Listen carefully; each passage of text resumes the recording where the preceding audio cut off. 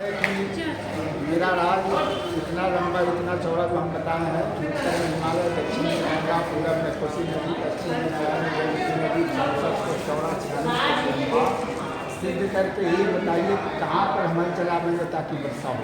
जी उसमें आया कि पुण्यारण्य जंगल में, इस जंगल का नाम है। तो उस जंगल में अगर हल चलाइएगा तो वर्षा हो सकती है। राजा जनक कहे आज भी सूर्य ग्रहण लगता है, चंद्र ग्रहण लगता है, एकादशी करते हैं, कोई व्रत करते हैं अपने परिवार में तो थोड़ा अन्न या पैसा छू करके ब्राह्मण को दान के रूप में देते हैं, जिसका जैसा हौसला है। राजा जनक जी के समय में एक बार सूर्य ग्रहण लगा हुआ था। तो सूर्य ग्रहण के अवसर पर राजा जनक जी ने इस जंगल में भजन करते थे। पंडित ऋषि, पंडित नाम था उनका, पंडित ऋषि, उनको ये जंगल दान दे दिए ग्रहण के अवसर पर। ये भूमि ये जंगल तो हो गया उस पंडित ऋषि का। यहाँ जब हल चलाने की समय आया उन्होंने कहा कि ये दान दिया हुआ भूमि है, वहाँ हम हल कैसे चला देंगे, तो मेरा क्षेत्रफल में है नहीं, तो अधिकार से संकोच। कुछ साधु संतों ने कहा कि चलकर पंडित ऋषि से पूछा जाए। उन्होंने कुछ साधु संतों के साथ आए और पंडित ऋषि से मिले। यहाँ मिलने पर पंडित ऋषि कहे प्रजा की भलाई के लिए आपको जो भी करना है आप स्वतंत्र है, चला सकते हैं। राजा जनक जी वापस जनकपुर गए और फिर वहाँ से हल चलाने की तैयारी करके जो है चले। विष्णु पुराण के अनुसार 88,000 ऋषि मुनि उनके साथ जो है हल चलाने के साथ चले। एक मार्केट में मंदिर है बाजार में, जिसका नाम जानकी स्थान है, अभी जानकी स्थान के नाम से जाना जाता है। वहाँ पर उन्होंने 88,000 लोगों को रुकने के लिए, रात्रि विश्राम के लिए घास फूस के घर बनाए, जिसको हम लोग मिथिला में मड़ई बोलते हैं। जैसे आप लोग दिल्ली में झुग्गी झोपड़ी कहते हैं, छोटी छोटी मड़ई बनाए। और यहाँ से 6 किलोमीटर उत्तर दिशा में एक हलेश्वर स्थान है, जिसका पूर्व नाम बैरिया था। उस समय उस यहाँ पर बैर का जंगल ज़्यादा था, इसलिए उसका नाम बैरिया लोग कहते हैं। वहाँ पर जाकर उन्होंने हल चलाने से पहले हलेष्टि यज्ञ किए और महादेव जी की शिवलिंग स्थापना करके वहीं से हल चलाना शुरू किया। जो हल चलाते हुए यहाँ आए पीछे कुंड के पास, तो रावण के द्वारा जो मटका उगाड़ा गया था तो हल से टकराने पर फूट गया। उसमें रक्त भरा हुआ था साधु संतों का। फूटने पर उसमें से अष्ट सखी 8 लड़की के रूप में सिंहासन सहित पैदा हुई।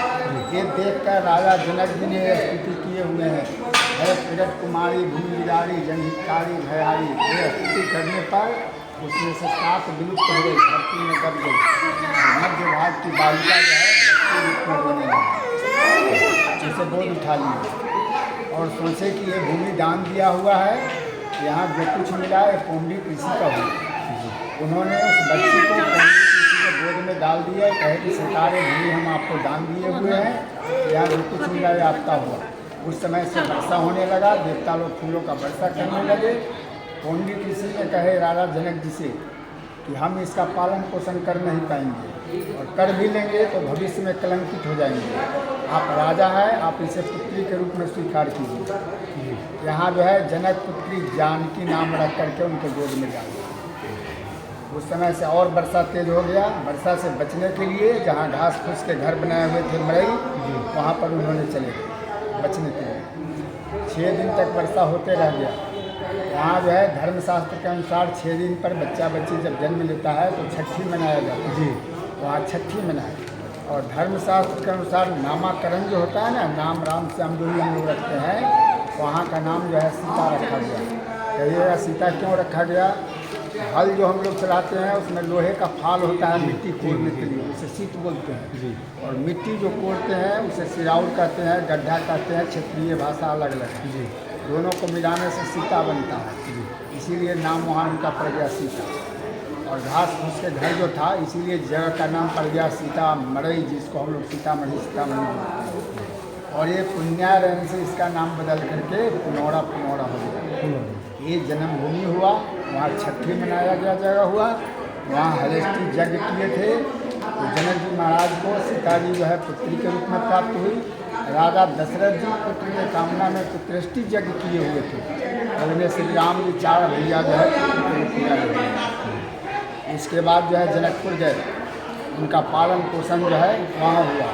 जिस समय राजा जनक जी का राज था, राजमहल जो था, चारों दिशा में 4 फाटक यानी 4 गेट थे। जो चारों गेट 4 धाम बना हुआ है। उत्तर दिशा के गेट पर धनुषा जनकपुर में जी, वो धनुष श्री राम जी तोड़े हुए थे। दक्षिण दिशा के गेट पर गिरजाघर है, जहाँ पर सीता जी पूजा करने जाती थी। पूर्व दिशा के गेट पर हरिहरनाथ कल्याणी मंदिर। और पश्चिम दिशा के गेट पर जलेश्वर स्थान, जो शिवलिंग हमेशा जल में डूबे रहते हैं। और बीच का जो राजमहल था वो राम जानकी मंदिर है। बोलिए जानकी जन्मभूमि पुनौरा धाम की जय। इसी को और विस्तार से कहने पर बहुत समय